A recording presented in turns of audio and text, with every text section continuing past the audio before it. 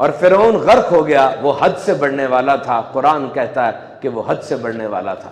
اس کے لوگ نہیں مان رہے تھے، وہ کہتے ہیں اس کی عظمت و ہیبت تو بہت بڑی ہے، یہ کیسے غرق ہو سکتا ہے؟ اللہ رب العزت نے دریا نیل سے اچھال کے اس کی لاش بار پھینکوا دی اور فرمایا قرآن ہے آج ہم تیری لاش کو بچا لیں گے تاکہ تو اپنے بعد والوں کے لیے نشانی بن جائے، اور بے شک لوگ ضرور ہماری نشانیوں سے غافل ہیں۔ جاؤ قاہرہ کے میوزیم کے اندر پڑی ہوئی ہے لاش اس کی۔ فرعون یہ یاد رکھنا کسی کا ذاتی نام نہیں ہے، متعین نہیں کر سکتے کہ یہ فرعون تھا۔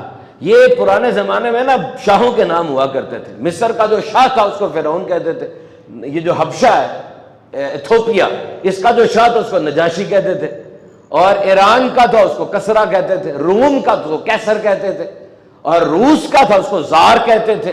یہ حیدرآباد دکن نہیں تھا، اس کے شاہ کو نظام کہا جاتا تھا نا، نظام آف حیدرآباد، اور ترکی والے کو سلطان کہتے تھے۔ تو یہ فرعون بہت سے تھے۔ حضرت موسیٰ والا فرعون کون تھا؟ اس کے بارے میں جو ہماری کتابیں کہتی ہیں اس کا نام ولید بن ریان تھا، ولید بن ریان تھا، 400 سال کی عمر تھی اس کی۔ بہرحال اب جو مصر کی پوری ڈائناسٹی انہوں نے کھولی ہے اور دیکھا ہے تو اس کا نام رمسس II انہوں نے دیا اس کو، رمسس II، اور یہ بڑا سرکش بادشاہ تھا۔ مصر کی تاریخ جو میں نے پڑھی ہے، اور یہی وہ فرعون تھا جو حضرت موسیٰ علیہ السلام والا فرعون تھا، رمسس II۔ اور اس فرعون کی لاش آج بھی حنوط شدہ وہاں پر موجود ہے۔ یہ جو پیرامڈز ہیں نا اہرام مصر بنے ہوئے، ان کی تعداد ویسے 100 سے زیادہ ہے۔ یہ اس وقت ونڈرز آف ورلڈ میں آتے ہیں، دنیا کے 7 عجائبات میں سے آتے ہیں۔ 3 چوکے کٹھے بنے ہوئے ہیں، ہم سمجھتے ہیں 3 ہی ہیں، 3 نہیں ہے، یہ بہت زیادہ ہیں۔ اس میں جو خوفو کا پیرامڈ ہے یہ بھی فرعون تھا، وہ سب سے بڑا ہے، اور یہ در حقیقت ان کی قبریں، اور یہ ونڈرز آف ورلڈ ہے۔ یہ واقعی ایک حیران کن چیز ہے جو پیرامڈ ہے۔ آپ اس کی ہسٹری پڑھیں، آپ حیران رہ جائیں گے کہ جو خوفو کا احرام ہے نا، بادشاہ کا جو چیمبر ہے، بادشاہ کا جو کمرہ ہے، یہ پورا ایک لائم سٹون کی بنی ہوئی عمارت ہے۔ بادشاہ کے کمرے کے اوپر 5 اور کمرے ہیں۔ There are 5 more chambers above the chamber of king، اور ان 5 کمروں کے اندر گرینٹ بینز لگی ہوئی ہیں۔ یہ گرینائٹ جس کو آپ نے معاشرتی علوم میں پڑھا ہوگا، یہ پتھر کی ایک قسم ہوتی ہے، اور ایک بیم کا وزن 70 ٹن ہے۔ 70 ٹن سے مراد یہ ہے کہ بڑی جیپ جو ہوتی ہے وہ تقریباً 35 جیپوں کے برابر ہے۔ اس گرینٹ بیم کو چھتوں پہ اور زمین پہ لگایا گیا حساب کتاب کے ساتھ۔ 70 ٹن کی بیم کو 350 فٹ اوپر لے کے جانا کوئی کرین نہیں ہے۔ آج تو کرینیں ہیں نا، دنیا کی سب سے بڑی کرین جو ہے وہ 5000 ٹن وزن اٹھا سکتی ہے، SGC 250، SGC 250 اس کرین کا نام ہے۔ اس دور میں 70 ٹن کا ایک پتھر 350 فٹ اوپر لے کے جانا ہے۔ کیسے لے کے جائیں گے؟ ریمپ سلوپ بنائیں گے نا، تو میکینیکل انجینئرنگ یہ کہتی ہے کہ 10 ڈگری اینگل کی سلوپ ہوگی تو وہ آرام سے چڑھے گا، اگر اوپر ہو جائے گی تو 70 ٹن نیچے آ جائے گا۔ اس کا مطلب بہت بڑا ریمپ آپ بنائیں گے، اور 70 ٹن کا پتھر جس ریمپ پہ رکھنا ہے وہ ریمپ کتنا طاقتور ہونا چاہیے، اور اس سارے کے باوجود اس پتھر کو کاٹ کے قریب لانا اور پھر اوپر چڑھانا 4000 سال پہلے۔ What was the technology? No archaeologist can answer۔ پتہ ہے مجھے تو کسی آرکیولوجسٹ کا جواب نہیں ملا یہ کیسے ہو گیا، کیا ان کا مینٹل سٹیٹس تھا ان لوگوں کا، اور پھر وہ 7 بستیاں بنی ہوں گی۔ ان کا اندازہ ہے کہ 20,000 لوگوں نے 20 سال تک یہ پورا پیرامڈ بنایا، یعنی یہ تقریباً 431 فٹ اونچا ہے یہ، اور یہ ہزاروں سال تک دنیا کی سب سے بڑی بلڈنگ بھی رہی ہے۔ دنیا کے ہر دور میں بلڈنگ بڑی رہی ہے نا، ابھی کون سی ہے؟ برج خلیفہ، امپائر اسٹیٹ بلڈنگ تھی۔ اس دور میں ہزاروں سال تک یہ اہرام مصر دنیا کی سب سے اونچی بلڈنگ تھی، 431 فٹ، 6 ملین ٹن اس کا وزن ہے پوری کا۔ They were having a good civic sense۔ اور یہ جو خوفو کا ہے اہرام مصر، یہ حضرت موسیٰ علیہ السلام سے بہت پہلے کا ہے۔ رمسس II جو فرعون تھا یہ بہت بعد میں آیا، یہ پہلے کا بنا ہوا تھا، اور آج تک یہ یہاں پر موجود ہے۔ تو یہ this is an engineering which science cannot explain۔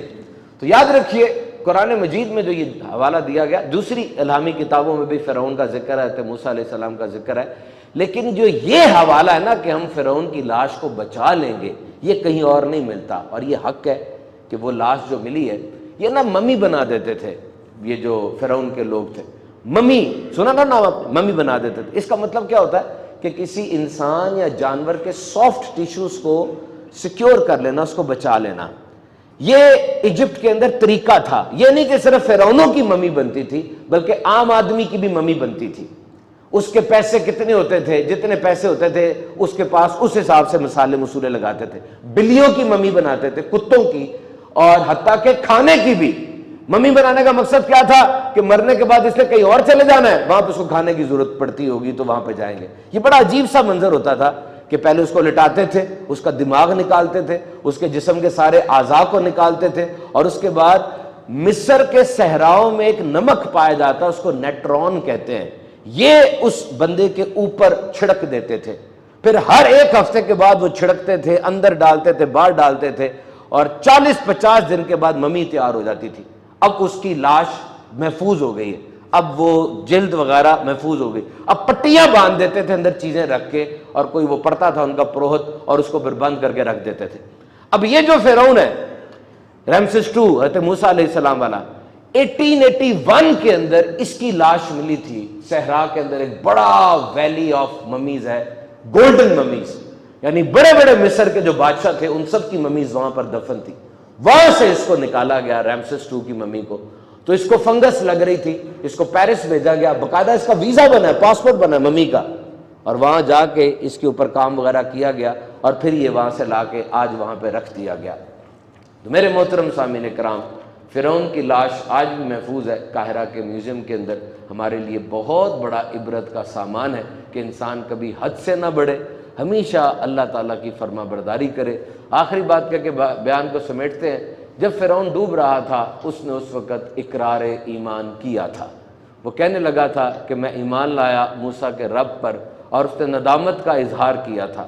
لیکن جب عذاب آ جائے اور نشانیاں نظر آ جائے تو اس وقت ندامت کسی کام نہیں آتی. ایک روایت میں ہے کہ جب فرعون زندہ تھا حضرت جبریل امین علیہ السلام اس کے پاس آئے تھے اور آ کر اس کو ایک خط دکھایا تھا کہ دیکھ, اگر کسی بندے کو اس کا آقا نعمتیں عطا فرمائے, بہت بڑا مقام دے دے, نعمتیں دے, مال و دولت دے, اور وہ بندہ اپنے آقا کی نعمتوں کو جھٹلا کے خود آقا بن جائے تو اس کی سزا کیا ہونی چاہیے؟ فرعون نے کہا تھا کہ اس بندے کو ڈبو دینا چاہیے. اور جب فرعون ڈوب رہا تھا حضرت جبریل امین علیہ السلام وہی خط اس کے سامنے لے کر آئے تھے کہ دیکھ تو نے تو اپنی سزا خود تجویز کی تھی. اللہ تعالیٰ ہم سب کو اچھے نقش قدم پر چلائے. میرے دوستوں نے یہ ویڈیو مکمل دیکھ لی تو کیسی لگی آپ کو ویڈیو؟ امید کرتا ہوں کہ آپ کو اچھی ویڈیو لگی ہوگی. آپ کے علم میں اضافہ ہوا کہ نہیں ہوا, آپ ہمیں کمنٹس کر کے بتائیے گا. اور ایسی اچھی ویڈیو دیکھنے کے لیے ہمارے چینل کو سبسکرائب کیجیے گا. اوکے, اللہ حافظ.